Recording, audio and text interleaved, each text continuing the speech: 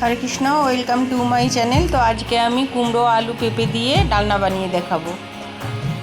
এর জন্য নিয়ে নিয়েছি কুমড়ো, পেঁপে আর আলুকে দুমো দুমো করে এভাবে কেটে নিচ্ছি।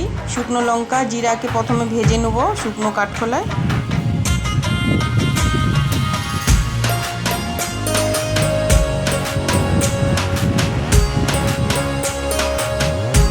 তো এটা ভাজা হয়ে গেছে। কড়াতে আমি সর্ষের তেল দিয়ে দিলাম, তেজপাতা, শুকনো লঙ্কা আর দেবো 5 ফোড়ন।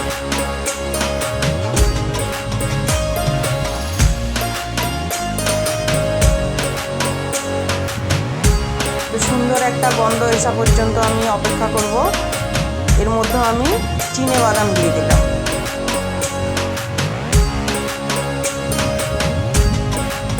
তো বাদামটা ভাজা হয়ে যাওয়ার পর সবজিগুলো আমি এর মধ্যে দিয়ে দিলাম।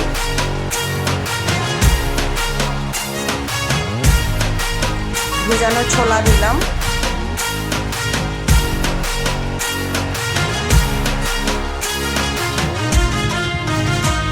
নাড়াচাড়া করে আমি ঢাকা দিয়ে দেবো কিছুটা টাইম।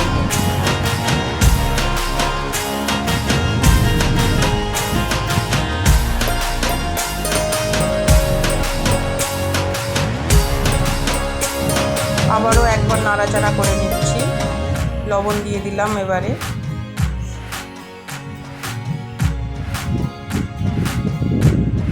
যত স্লো গ্যাসে রান্নাটা হবে তত খেতে বেশি ভালো লাগবে এটা।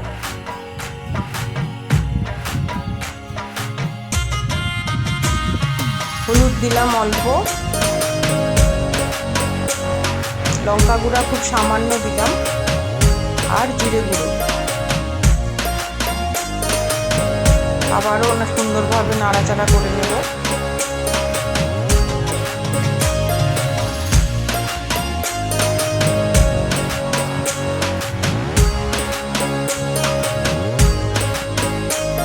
আদাকে কুড়ে রেখেছিলাম, ওটাও এখন দিয়ে দেবো এর মধ্যে।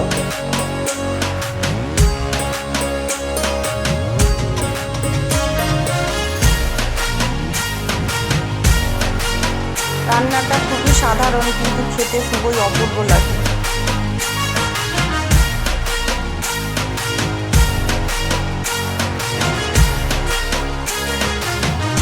ভেজে রাখা শুকনো মশলাটা আমি গুঁড়ো করে নেব।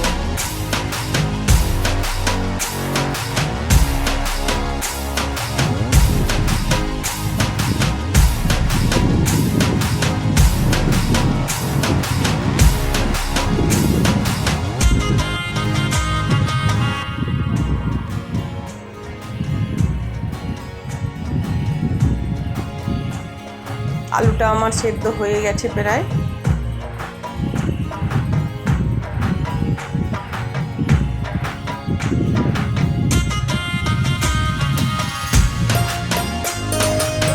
খুব সামান্য জল অ্যাড করতে এর মধ্যে, খুব সামান্য।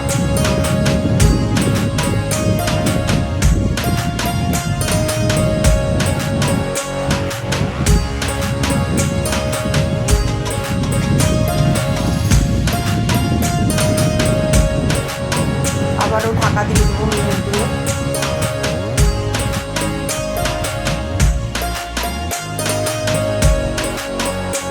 তো এবারে আমি এর মধ্যে চিনি দিলাম 1.5 চামচ, আর দেবো ভেজে রাখা গুঁড়ো মশলা,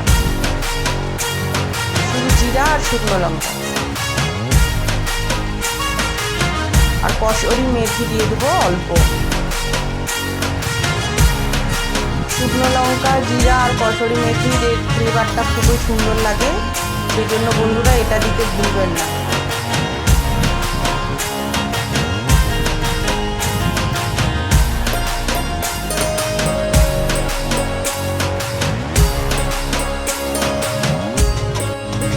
প্রায় রেডি আমার কুমড়ো আলু পেঁপে দিয়ে ডালনা, বা কুমড়োর ছক্কাও বলে একে। এদিকে আমি রুটি করে নিচ্ছি খাওয়ার জন্য।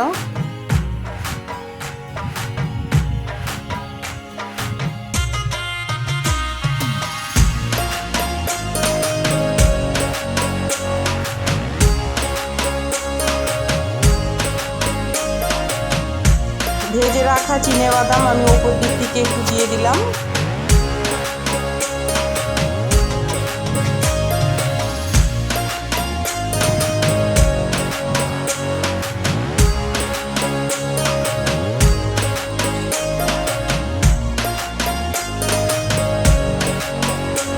নরম তুলতুলে রুটি আর এরকম কুমড়োর ছক্কা হলে আর কিছু লাগবে না বন্ধুরা। খুবই সুন্দর খাবার এটা একটা।